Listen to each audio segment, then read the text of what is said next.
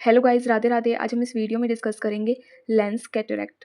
Cataract क्या है? एक कंडीशन है जिसके अंदर हमारा जो विजन है वो क्या हो जाता है, डिक्रीज हो जाता है। अब ये किस कंडीशन में होता है? जो हमारा लेंस है वो क्लाउडी हो जाता है। Cataract is a condition in which the lens of the eye become cloudy leading to the decrease vision. जिससे विजन डिक्रीज हो जाएगा। It is most common cause of blindness. Blindness का मोस्ट कॉमन कॉज है। और हम कौन सा vitamin blindness के टाइम पे यूज़ करते हैं? नाइट ब्लाइंडनेस के टाइम पे विटामिन ए जो है एक रिच सोर्स। हम कॉजेज़ डिस्कस करते हैं। इसके कॉजेज़ क्या है, किस वजह से कैटरेक्ट होता है, किस कंडीशन में कैटरेक्ट होएगा। First one is age related cataract. Age related cataract जो है सेनाइल कैटरेक्ट जिसको हम बोलते हैं, कॉमन है, जो कि एज या फिर मोस्ट जो हमारे ओल्डर एज वाले पर्सन्स होते हैं उनमें होने के चांसेस हैं। Blunt and penetrating trauma. Blunt ऐसी चोट जो बाहर से तो नहीं दिख रही, बट अंदर ही अंदर आइज़ के अंदर क्या हो चुकी है, वो ब्लंट हो चुकी है, गुम चोट जिसे बोलते हैं। ब्लंट ट्रॉमा हो चुका है। पेनिट्रेटिंग कोई पेंसिल या फिर शार्प ऑब्जेक्ट से क्या हो गया, आई के साथ क्या हो गया, इंट्रैक्शन हो गया। पेनिट्रेटिंग ट्रॉमा उसको हम बोलेंगे। Congenital factors such as maternal rubella infection. Family history में या कंजेनाइटल फैक्टर्स में मैटरनल रूबेला इन्फेक्शन नाम की जो इन्फेक्शन है उसकी वजह से क्या है, कैटरेक्ट होने के चांसेस हैं। Ultraviolet light exposure, UV light exposure. Person जो है, ऐसे ऑक्यूपेशन है पर्सन का जहाँ एक्सपोजर लाइट का जो है वो मैक्सिमम है, तो उस कंडीशन में भी कैटरेक्ट होने के चांसेस हैं। ऑक्यूलर इन्फ्लामेशन, आई के अंदर डिफरेंट डिफरेंट पार्ट है, उसमें ऑक्यूलर भी है, तो इन्फ्लामेशन हो जाना ऑक्यूलर का, तो भी लेंस कैटरेक्ट हो सकता है। Now we discuss about classification and type. Classification में सबसे पहले हम बात करते हैं कंजेनाइटल। हमने कॉजेज़ में डिस्कस किया था कंजेनाइटल फैक्टर्स में जो था कि पर्सन को मैटरनल रूबेला इन्फेक्शन उसकी वजह से हो सकता है। तो एट बर्थ टाइम पे it is associated with hereditary और maternal rubella infection in the first trimester. Birth time में फर्स्ट ट्राइमेस्टर जो टाइम पीरियड होता है, इसमें क्या हो जाता है, हेरिडिटरी एक डिसऑर्डर्स है, मैटरनल रूबेला इन्फेक्शन हो जाता है, तो ये हमारा कंजेनाइटल एट बर्थ टाइम में आएगा। सेकंड, कॉम्प्लिकेटेड और सेकेंडरी जिसको हम बोलते हैं, develop in the patient with secondary effect of glaucoma, uveitis, retinal detachment और systemic disease such as diabetic hypoparathyroidism also and also develop.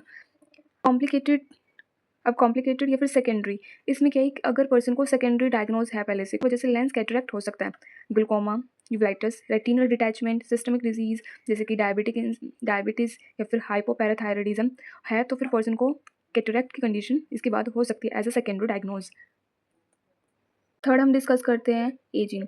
Ageing क्या है? एजिंग की वजह से कैटरेक्ट हुआ है तो अगर after the age of 50 as a part of ageing the nuclear portion of the lens become increase dense and lens become cloudy. अभी हमने बात की थी कॉजेज में, एजिंग की वजह से हो रहा है। एजिंग की वजह से आफ्टर 50 ईयर क्या हो रहा है कि लेंस की जो डेंस है, जो न्यूक्लियर पोर्शन है लेंस का, वो डेंस हो चुका है और लेंस बिकम क्लाउडी। इंक्रीज होने की वजह से जो हो लेंस का न्यूक्लियर पोर्शन इंक्रीज होने की और डेंस होने की वजह से वो लेंस जो है क्लाउडी हो चुका है, leading to gradually loss of vision and protein will degenerate.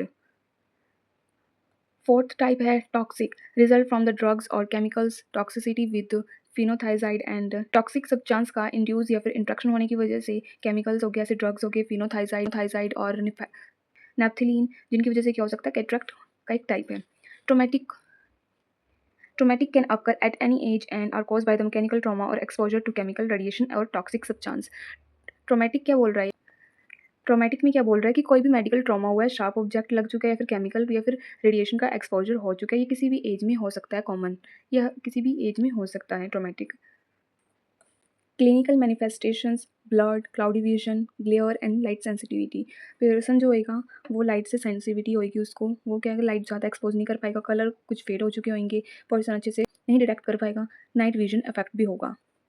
Now हम डिस्कस करते हैं पैथोफिजियोलॉजी। पैथोफिजियोलॉजी, सबसे पहले कोई भी कॉज फैक्टर्स हो गए, एजिंग होगी, टॉक्सिक सब्सटेंस हो गए या फिर ट्रॉमेटिक इंजरी, कोई शार्प ऑब्जेक्ट है वो पर्सन की क्या होगी, लग चुकी है, अब उसकी वजह से जो लेंस है, सबसे हमारी एजिंग की बात करें या फिर कोई सेकेंडरी कंडीशन या फिर यूवी या फिर ट्रॉमा की बात करें, तो लेंस क्या हो गया, लेंस क्या हो गया, ख़राब हो चुका है। अब उसकी वजह से लेंस की न्यूक्लियर जो थी, न्यूक्लियर पोर्शन था, बीच वाला पोर्शन जो था वो डेंस हो चुका है, लेंस क्लाउडी हो चुका है, और उसका जो लेंस का प्रोटीन जो है डैमेज हो चुका है। Lens protein get damage due to age, diabetics, UV and trauma.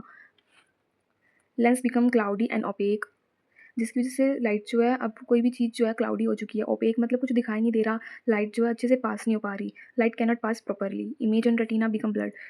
अब अच्छे से लाइट ना पास होने की वजह से रेटिना भी क्या हो गया, रेटिना पे इमेज नहीं बन पा रही, then blur image formed on the retina, gradually painless vision loss occur, at the last painless vision loss occur हो जाएगा।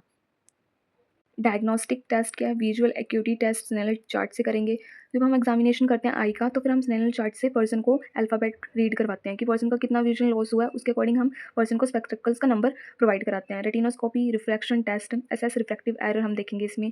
ऑप्थेल्मोस्कोपी, फंडस एग्जाम करेंगे इसमें। स्लिट लैम्प, ये टेस्ट बताएगा कि लेंस की ओपेसिटी क्लैरिटी के बारे में, कितना जो है लेंस क्लैरिटी हुई है, कितना ओपेक हुआ है, कि कितना ब्लड विजन डैमेज हुआ है।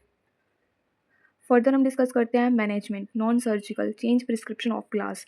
अब जितना विजन खराब हुआ है उसके अकॉर्डिंग हमें ग्लासेस स्पेक्टिकल्स वियर करने हैं। इंक्रीज लाइटनिंग, जितनी ज़्यादा हो सके लाइटनिंग जो है वो इंक्रीज़ कर देनी है पेशेंट के आसपास। ब्लड लाइफस्टाइल एडजस्टमेंट, पर्सन को हम हेल्दी डाइट फॉलो करने के लिए बोलेंगे। साथ ही साथ हम उनको रिकमेंड करेंगे आई एक्सरसाइज, स्ट्रॉन्ग रीडिंग ग्लासेस और मैग्नीफायर यूज़ करने के लिए बोलेंगे। अगर डॉक्टर ने प्रिस्क्राइब की है आई ड्रॉप टेम्परेरी रिलीफ के लिए या फिर पेन के लिए, तो हम उनको वो प्रोवाइड कराएंगे। सर्जिकल मैनेजमेंट क्या कर सकते हैं? Pharmaco emulsification and intra ocular lens provide करवा सकते हैं surgical management through surgery. So thank you so much. इस वीडियो में हमने डिस्कस किया लेंस कैटरैक्ट के बारे में।